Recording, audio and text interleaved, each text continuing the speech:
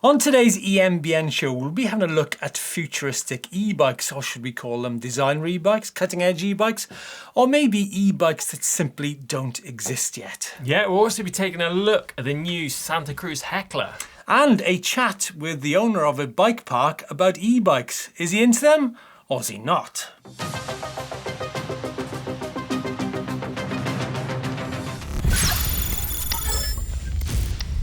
So do you think e-bikes have got more potential to be more cutting edge than standard mountain bikes? Ooh, that's a big statement though, isn't it? It True. really is a big statement. If you think about it, if you look at some of the city e-bikes that have been on the scene, or maybe some of the more recent city e-bikes, such as Van Woof, they don't actually look like e-bikes. True. Although having said that, I've seen you riding some e-bikes recently, which I've never seen before. And for that matter, I don't actually ever want to see again. You mean e-bikes that don't quite look like e-bikes, right? The bikes you've been riding don't really look like e-bikes. I think you're right there. They got two wheels. But look, to answer the question, if you think about it, mountain bikes, well, they've not really changed much in 20 years, have they? The shock absorbers are in the same position, same wheel sizes, the same idler design, which Olivier Bossard pioneered probably back in the 1990s. Wheels, brakes, gears, derailleur. It's the same old stuff. The only thing that's changed is the seat dropper. I think some of the biggest innovation in mountain biking has come from e-bikes. I mean, Specialized were working on that Levo SL back when they launched the Levo. Yeah. I mean, some people are always going to be late to the party, or some people are just about to join. Well, join the e-bike party. Well, you know what happens with parties, I guess. If you're late, it's a game of catch-up. Or you simply come to the party hanging. Now, I think the big futuristic designs will definitely incorporate some of those integrated gearboxes and motors, don't you think? You know, the likes of Cavello and Revonte from Finland. And I'm sure it's not going to be long before some of those big brands take the initiative and get that part of the technology involved, which means the bikes will change aesthetically, right? I can't wait for that day. And I think some of the other tech we're going to be seeing change is batteries as well. Bigger batteries, battery tech. Yeah, and I'm sure Grape will be involved in the gadgetry somewhere. Big on their their software, aren't they? And I think those Eversight POV, like the heads-up display glasses. Yeah, could be every more site. tech. Yeah, every coming. site. And I think, what was that other bike? Audi as well. They made that crazy bike, didn't they? They did, didn't they? But you know, there's videos of people riding an Audi bike, but I mean, that was 21 kilos. That's old news now. Old news. Old news. But who was that French guy who did that? Was it French guys who did those crazy concept bikes? Yeah. Oh, you mean LItalia Mixture from the south of France? Well, funnily you should say that, because I had a chat with him back in Rock Desert Festival in October. This is the man himself. So I'm with Philippe Bonnefoy from LItalia Mixture. Now, one of the most incredible e-mountain bike designs I've ever seen is the work of this man. Philippe, thanks for joining us. I've been hassling him for over a year actually, but finally we've met up here at Rock Desert. Philippe, tell us more about this design concept and project. This concept is just a free concept. There is 114 millimeters on the rear and the same on the front. Okay. And it's obviously the drivetrain is integrated, right? It's a hermetically sealed drivetrain. Yes, exactly. Full integrated, and the rear suspension is not a real traditional shock. Is a two-leg, like the fork.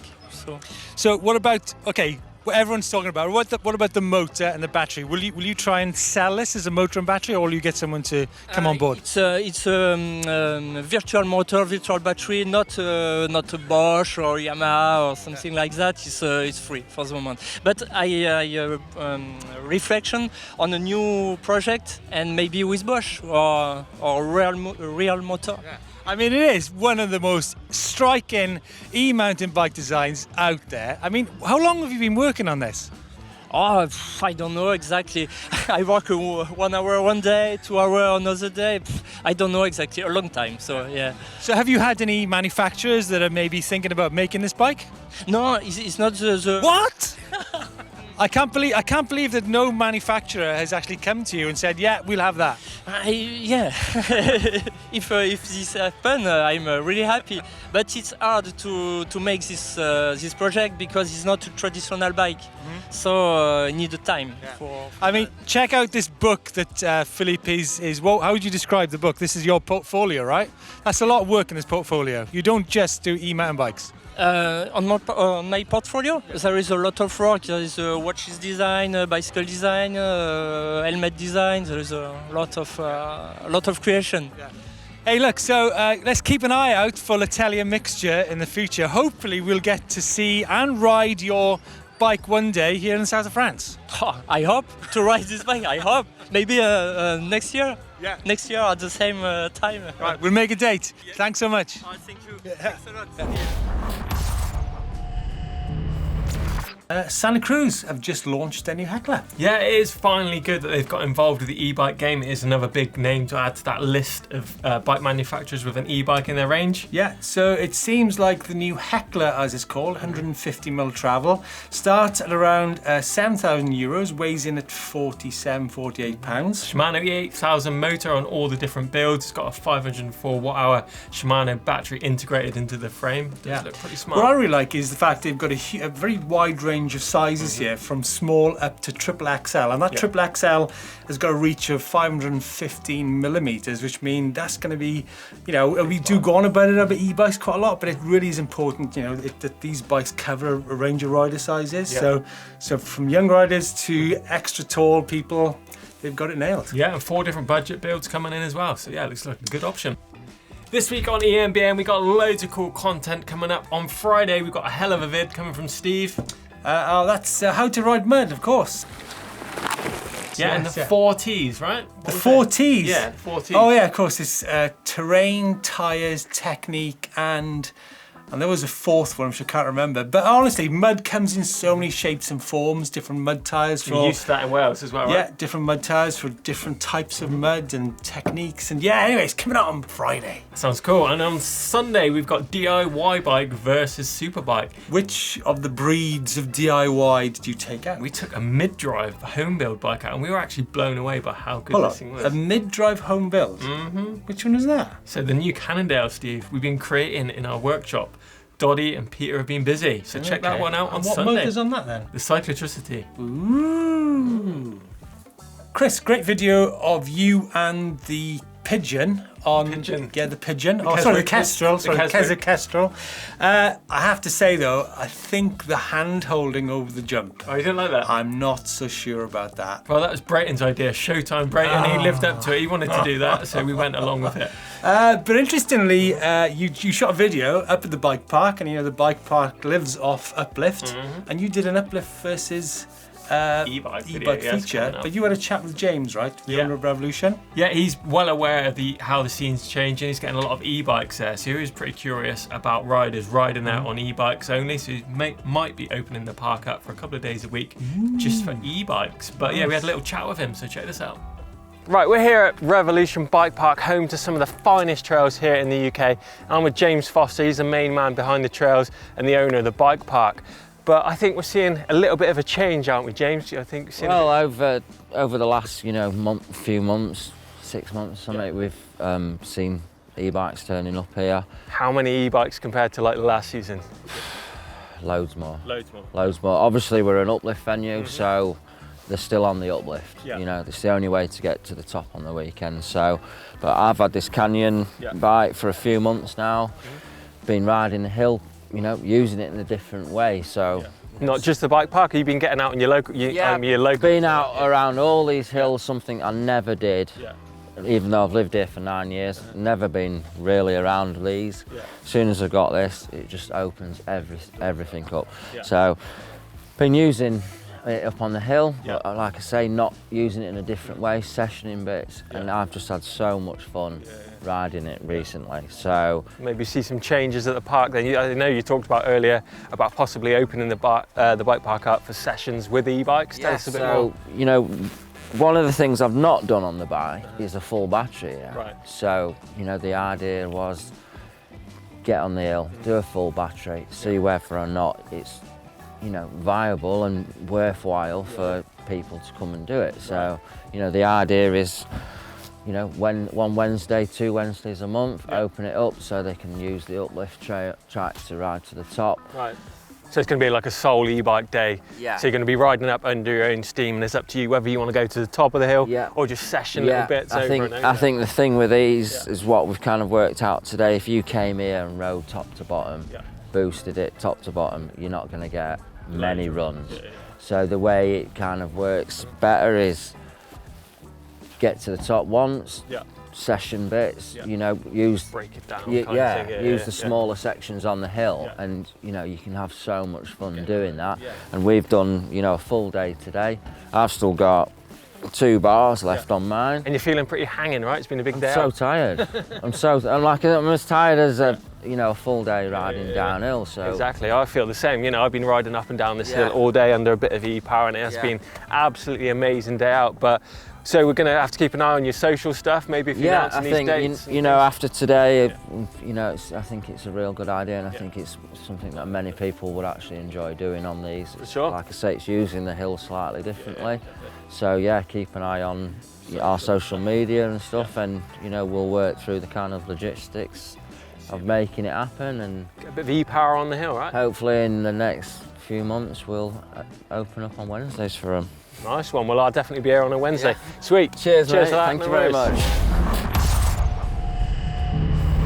We've had a load of feedback from last week's video all about e-bike fitness, Steve, where you met up with Ben from the Strength Factory. I did, yeah. Do you know hashtag EcoClimb? Yeah, I remember Great. that. Honestly, it's just a frame of mind. It's just a frame of mind. The Asian cyclist, he's saying, if you're out there riding, moving and breathing, it's exercise. E-bike or not, you can make it as easy or as hard as you want. Just ride. Well, there's not really much I can add to that. Actually, Asian cyclist nails it on the head. And Ian Richard, he's saying, I haven't ridden for fitness, just for fun. E-bikes won't ever go back to pushing a bike up a hill. Doesn't actually just say for fun there, does he? What does he actually say? Giggles. But he won't ever be pushing a bike up a hill again, and I think I can pretty much relate to that one. Yeah. Hate pushing bikes now. I mean, that's a thing of the past, right? For sure. But don't forget to get involved in all the videos in the comments box below. I love hearing what you guys think about the vids. Right, it's time for Where in the World. I thought you might have asked where I've been in the world. Yeah, you have been away for a bit, but let's look what the other guys have been up to. First up, we've got Greg. He's been out on his fat e-bike, Steve. Now, I know this is something you're gagging to do, but he's been out in Minneapolis.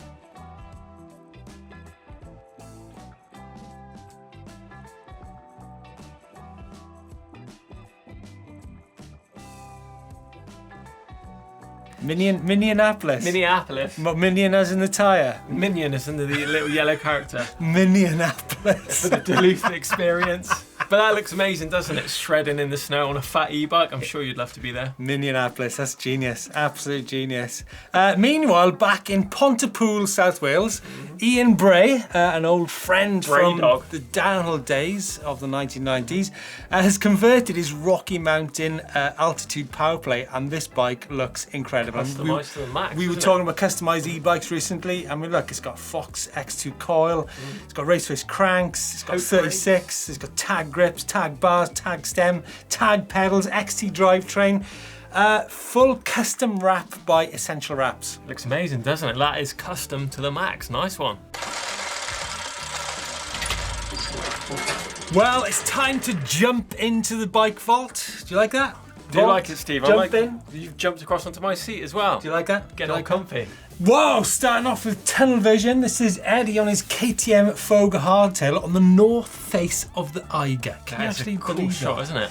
Meanwhile, out in the Son of Lanzarote with Chris and his Cube 140 on the hot rocks there, down in the Atlantic Ocean. Nice, we've got another Chris. This time he's out in the Wye Valley with his 2020 Canevo. So he's got some awesome trails right on his doorstep. Well, it's a beautiful place to ride, Chris. Steve, I've been there plenty of times. Come over there. Keep dragging me over. But from the Wye Valley to Washington, this is Adam with his custom 2020 Giant Rain.